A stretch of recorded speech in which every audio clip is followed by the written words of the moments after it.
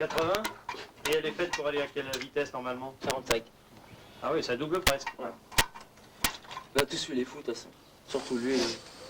Tous fait les fous? Ouais. Lui il prend un sens interdit, bon bah il y a une voiture qui vient en face, bon, il se casse le bras, un truc comme ça. Tu t'es cassé le bras? Bon, la main. La main, c'est avec les cerveaux. Et ça, c'est pas grave, ça, tu dis non la main comme si c'était rien, quoi. Si, bah, sur le coup, ça... on comprend un peu, mais après on recommence. Puis quand on envoie un dans le groupe faire le fou, bah, tout le monde suit. Antonio est le bricoleur de la bande. Il a déjà été victime d'un accident. Pour lui aussi, il semble que les conséquences physiques soient tout à fait secondaires. Ben, c'est en sortant d'une boum. Ben, il y a mon pot qui a cassé, puis avec les bosses, mon pied a pris dans la courroie, puis il a continué dans le vario. Et alors? Puis j'ai eu une coupure jusqu'à l'os, puis l'os qui était déplacé sur l'autre. Alors comment ça s'est passé? Les secours sont venus sur place? Bah non, si j'ai pas été à l'hôpital aussitôt, j'ai été le lendemain. Avec une blessure jusqu'à l'os déplacé, tu as été à l'hôpital le lendemain? Ouais, puis il n'a pas pu m'en coudre. Mais pourquoi tu es allé le lendemain seulement? Bah parce que je croyais qu'il y avait une coupure comme ça. C'est l'hôpital qui me l'a dit. Mais ça devait te faire mal. Hein? Ça devait te faire mal. Bah je pouvais pas mettre de chaussures. Sauf mais il y avait des dégâts. Un vario, j'ai pété un vario qui vaut 1000 balles. Le plateau, la chaîne, la courroie. Ouais, t'as pété ta main, mais tu t'es surtout pété le pied. Ouais, ben, m'en foutais vraiment du pied, c'est la mob. Hein. Et après, il faut redébourser les pièces. Stéphane, apprenti menuisier, se dit volontiers casse-cou. Le récit de ses exploits en mobilette laisse entrevoir chez lui un certain goût du risque. On doublait les voitures, tout ça. Puis d'un coup, on voulait tourner, il y avait les poulets. Puis moi, j'avançais tout droit, j'avais pas de rétro. Tout cool, tu vois. Puis d'un coup, Eric, il m'appelle, tout ça. Il klaxonne, il file tout. Moi, je penche la tête, puis je me suis pris le trottoir. Puis en fait, j'ai eu 4 points de suture, quoi. Et comment tu l'as vécu, ça? Est-ce que tu as eu peur? Ben, sur le coup, oui. Parce que, après, quand on se plante, tout de suite, c'est la mob, hein. C'est pas ce que t'as... c'est le dégât qui est là, quoi. Parce que la mob, c'est comme un bijou, hein. Ah ouais, putain. Toi, ça passe après? Ouais. C'est après que j'ai mal, mais après la mob, quoi. Les jeunes que nous venons d'entendre ne sont pas l'exception. Dans les régions où nous avons enquêté, le discours tenu a été sensiblement le même. La gravité des risques qu'ils courent est naturellement évidente. Mais il suffit de s'arrêter à la sortie de n'importe quel collège ou lycée pour se rendre compte d'un autre type de risque pris par les jeunes. Céline a 13 ans et demi. Elle fume depuis plus d'1 an, nous dit-elle, pour avoir voulu faire comme les copains et paraître plus grande. Je sais que je me cachais pour fumer. C'est tout. Tu te cachais et tu fumais toute seule? Oui. Où? Des fois, je fumais dans ma chambre ou je me cachais dans les cages d'escalier. Qu'est-ce qu'on raconte alors sur les méfaits du tabac? En général, qu'est-ce que tu as déjà entendu ou lu? Que ça peut faire attraper des maladies. Il y a plein de gens qui meurent du cancer des poumons à cause de la cigarette. Et ça réussit pas à te faire peur à toi-même? Non. Parce que je connais personne à qui c'est arrivé, c'est pour ça. C'est au collège qu'on m'a incité à fumer, toi. Qui on t'a incité à fumer? Ben, le copain, c'était pas un homme, tout le bordel, quoi. Ah, on disait ça? Ah ouais, ouais. Ouais, t'es pas un mec, si tu fumes pas... À quel âge alors? Je sais pas, moi... 11-12 ans. Et tu t'es senti un mec quand tu t'es mis à fumer? Ouais. Marika a 16 ans. Elle fume aussi depuis 2 ans. Je suppose que c'est pour faire comme tout le monde, au début. C'est ce qui tente tous les jeunes de fumer au début. Mais je sais pas si c'est ce qui m'a vraiment poussée à faire ça, puisque j'ai commencé, j'étais toute seule chez moi, donc... C'est pour essayer, pour... Toute seule chez toi, c'est-à-dire que tu t'es un peu forcée à fumer au début? Non, c'est que ça m'a tenté pour voir ce que ressentaient les autres quand ils fumaient. Puis Et alors, qu'est-ce que tu as ressenti, toi? rien. Rien du tout. Ces quelques témoignages sont le reflet du point de vue et du comportement de beaucoup de jeunes face aux risques physiques qu'ils courent dans la vie de tous les jours. Mais qu'en est-il en atelier et dans les situations d'apprentissage technique? Les élèves ont-ils conscience des dangers potentiels? Comment se les représentent-ils? La parole des enseignants, les conseils, parfois le recours à l'obligation ou à l'interdit, suffisent-ils à former chez l'adolescent une image mentale du risque?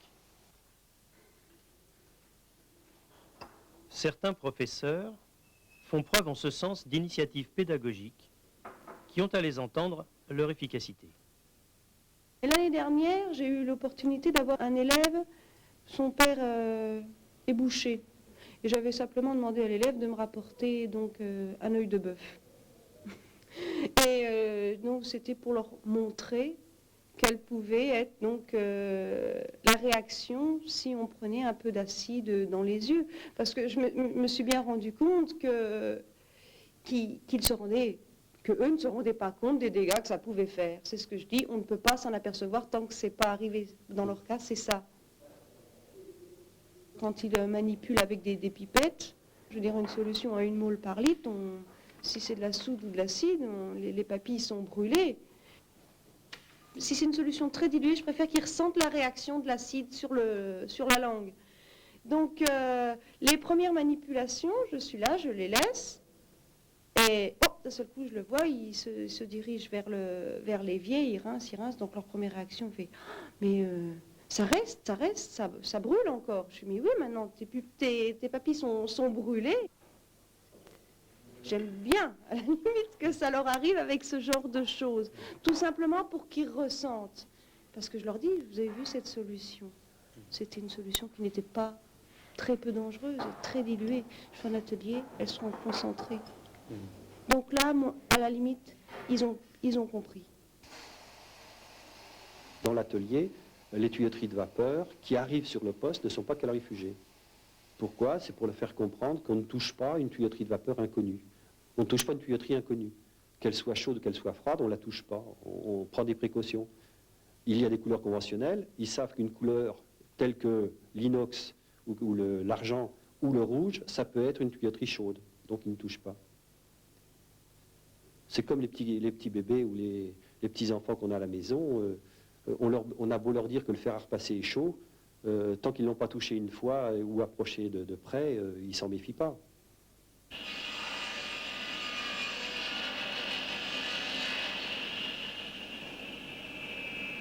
Au départ, on fait aux élèves, on leur fait connaître tous les outils.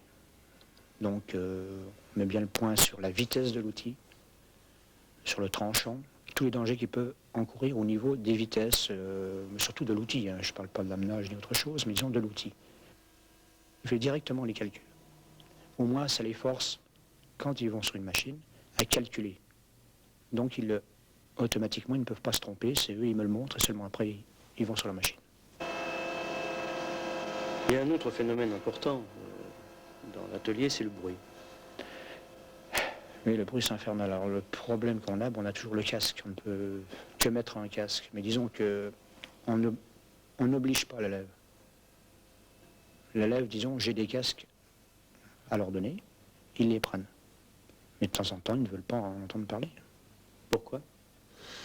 Ça les gêne, ou alors ils en ont pour 5 minutes à travailler, donc c'est pas intéressant. Donc il y a pas mal de choses là. Bon, c'est sûr que 5 minutes à leur âge, c'est pas méchant, mais disons qu'on arrive à un certain âge, à 20 années, je sais pas, 25 ans, bon, les oreilles, après, c'est... Est-ce qu'ils en ont la conscience? Moi non, je ne pense pas. Ils ne voient pas, disons, plus tard. J'ai remarqué en te voyant travailler hier que tu étais l'un des seuls à ne pas porter de casque. Alors pourquoi? Ça me dérange pas. C'est pas la machine la plus bruyante. Tu penses que tu cours pas de risque par rapport à ta santé si tu ne portes pas le casque?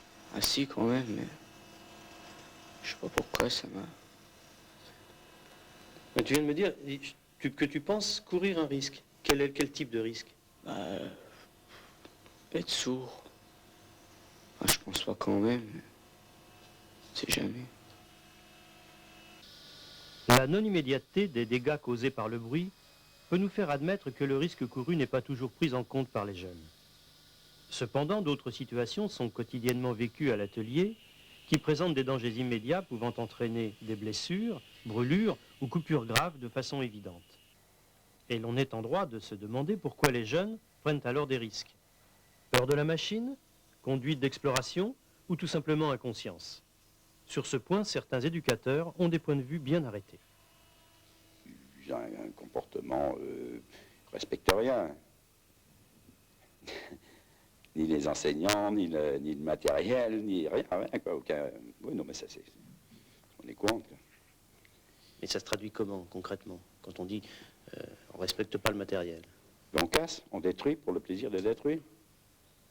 C'est monnaie courante dans nos ateliers. Quand on voit des jeunes qui ont des comportements comme ça, on évite de les mettre en zone dangereuse.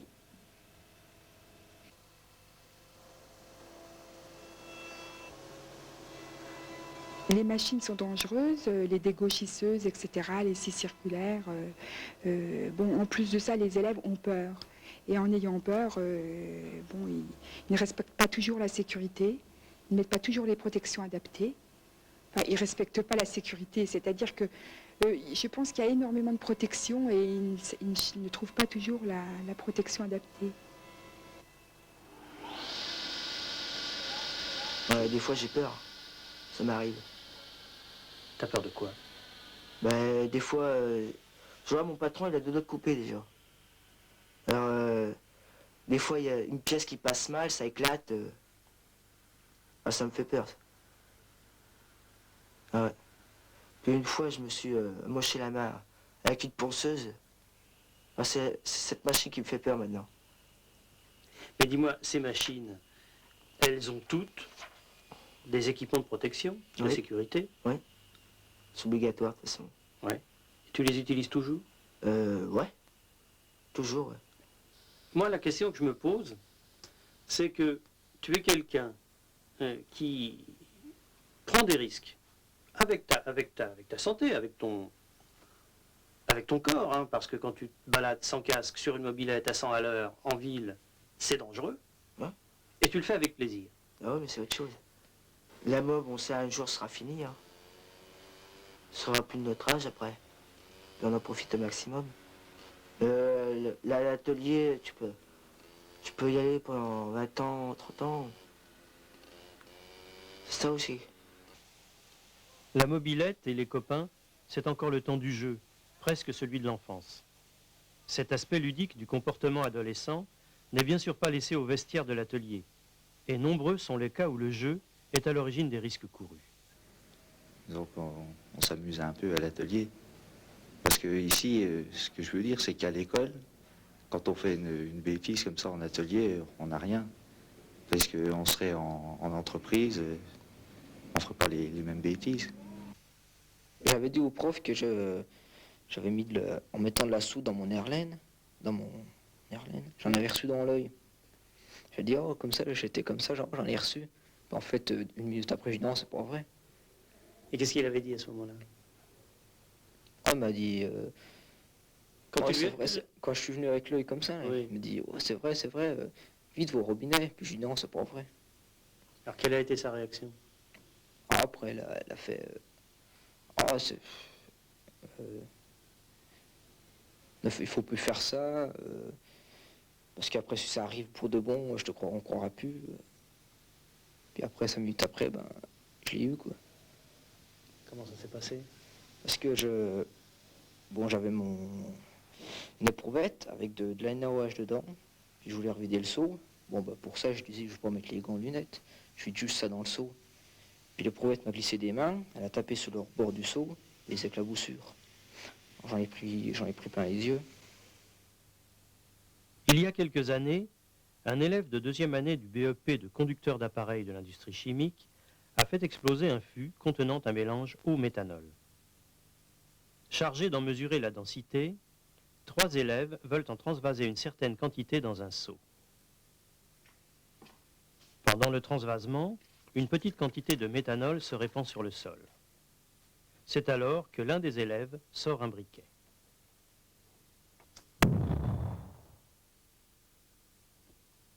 Je pense que n'importe quel élève peut à un moment ou à un autre avoir un éclair lui disant « Tiens, si j'essayais, on m'a dit que ça explosait, mais on ne me l'a jamais prouvé. Si je le faisais moi, oh, il y en a un petit peu par terre, on peut essayer. Ça ne risquera rien. » Oui, ça vous surprend pas. Non.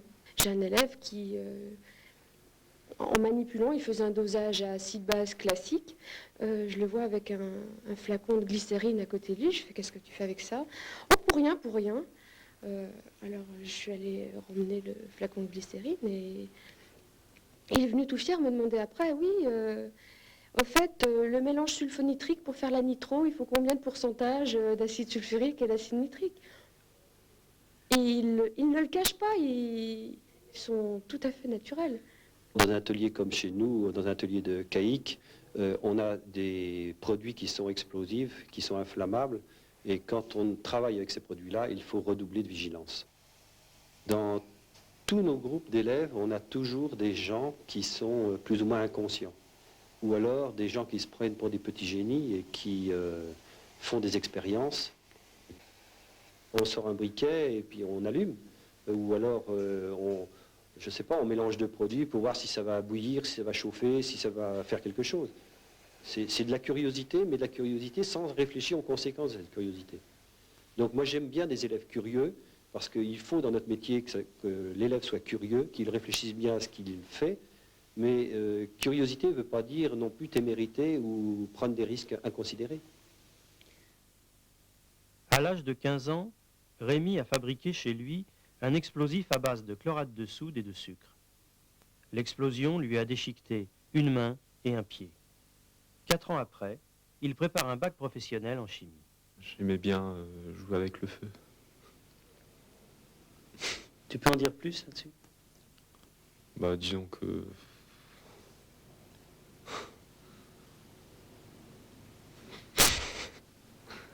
Je vois pas... Non, tu aimais bien jouer avec le feu. Ouais, disons que... Dès que... Moi, c'était comme ça, quoi. Dès que j'avais des allumettes, c'est... Maintenant, bon, je touche plus au pétard. Ça m'a mis du plomb dans la tête, ma petite aventure. Mais en général, je mesure les risques maintenant. Ça n'a pas contribué à te faire une réputation de casse-cou ou de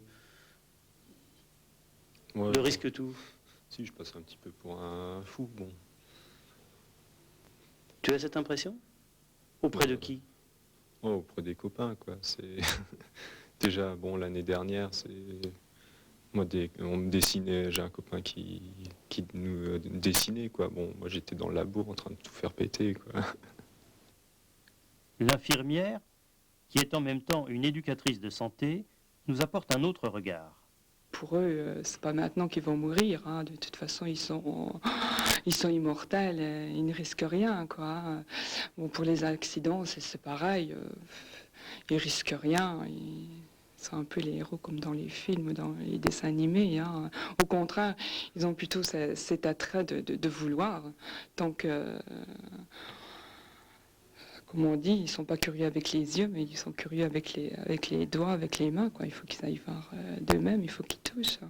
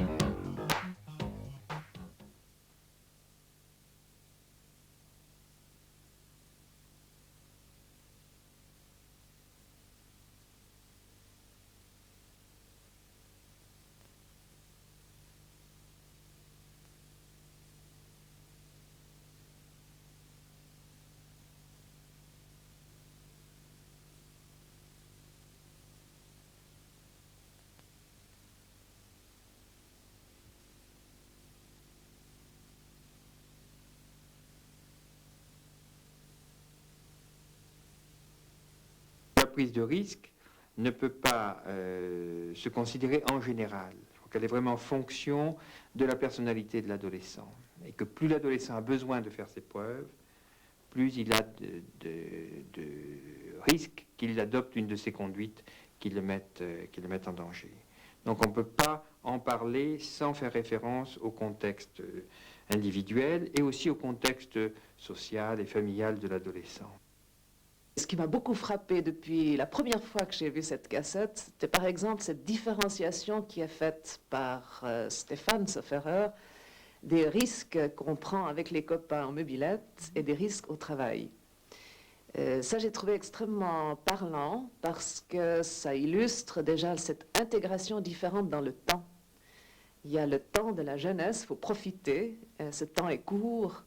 Et là, on a une prise de risque en relation avec l'immédiateté de l'enjeu, hein, du plaisir qu'on en retire. Et puis, il y a le temps du travail, il évoque 25, 30 ans, donc un rapport beaucoup plus long avec certains dangers qu'il faut donc maîtriser mieux. L'adolescent a-t-il conscience de la réalité du risque? Je dirais oui et non. En général, ce n'est pas qu'il ne sache pas qu'il y a un risque de conduire à 100 à l'heure avec une mobilette trafiquée.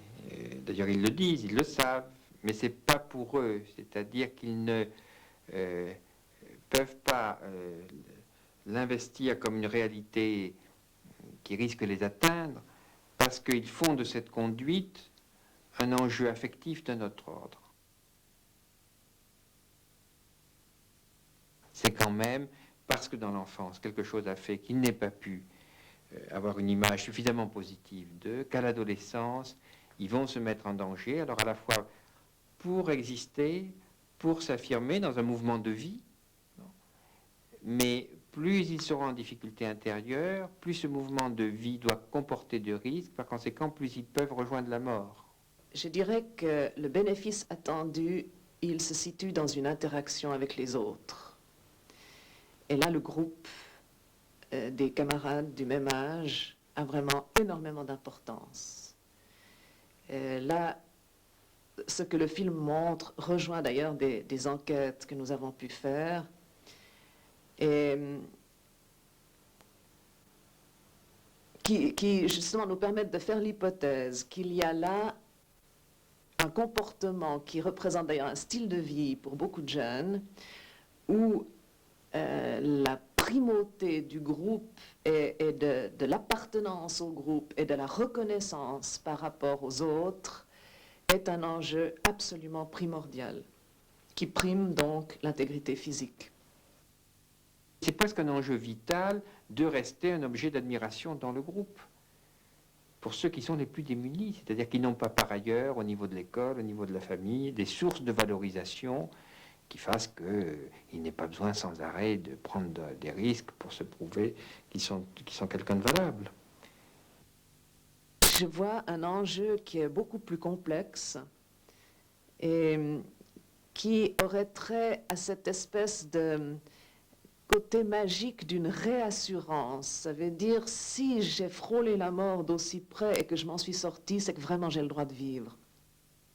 Un jeune qui s'impose une épreuve, et même une épreuve possiblement mortelle, n'a pas systématiquement une conduite autodestructrice. C'est rarement un équivalent suicidaire. Il y a quelques cas très pathologiques de jeunes qui veulent se détruire, mais c'est quelque chose d'extrêmement rare. La plupart du temps, jusque dans la prise de drogue, jusque dans la prise de risques extrêmes, il y a toujours chez les jeunes l'espoir d'en sortir différent. Il y a toujours un enjeu positif dans cette recherche de comportement, ça veut dire un surplus de vie, même quand le comportement nous paraît aberrant et destructeur. L'adolescent, c'est quelqu'un qui se cherche, qui est donc dans une situation de relatif inconfort, de quête d'une image des autres, qui le met dans une situation de dépendance à l'égard de ces autres. Et qu'il y a dans cette dépendance quelque chose d'assez intolérable, car elle le renvoie à sa dépendance d'enfant, donc à ce qu'il cherche à quitter, et il retrouve une liberté en s'opposant. ou en ayant des conduites à risque, par laquelle ils échappent justement au pouvoir des adultes et croient affirmer leur liberté, mais à leur détriment. Les jeunes ont besoin de prendre des risques, de traverser des épreuves. Ils ont aussi besoin de transgresser, de se confronter à la loi et au règlement pour essayer d'en tester la validité et de comprendre leurs propres limites. La distinction entre bons et mauvais risques sont plutôt dans les motivations. Et personnellement, les motivations qui m'inquiètent un peu chez les jeunes, c'est lorsque le choix du comportement est déterminé justement pratiquement à 100% par la pression de l'entourage, par la volonté d'appartenance au groupe, ou lorsque le choix du comportement est dicté principalement par une interaction difficile avec l'adulte, une situation où on veut transgresser, où on veut remettre en question l'autorité de l'adulte, où on veut tester la limite, où on veut faire peur. Et là, souvent, ça peut être une dynamique qui peut aller assez loin si l'adulte n'y prête pas attention et qui effectivement peut se révéler mortelle. En revanche, lorsqu'on parle d'une motivation, comme c'est le cas 2 ou 3 fois dans le film, qui est faite de curiosité, de volonté de maîtrise, d'apprentissage, d'une expérimentation dans le sens d'une acquisition de meilleures capacités de comprendre. Là, je pense que c'est des motivations qui ne sont pas inquiétantes. Il n'y a pas de progrès sans prise de risque.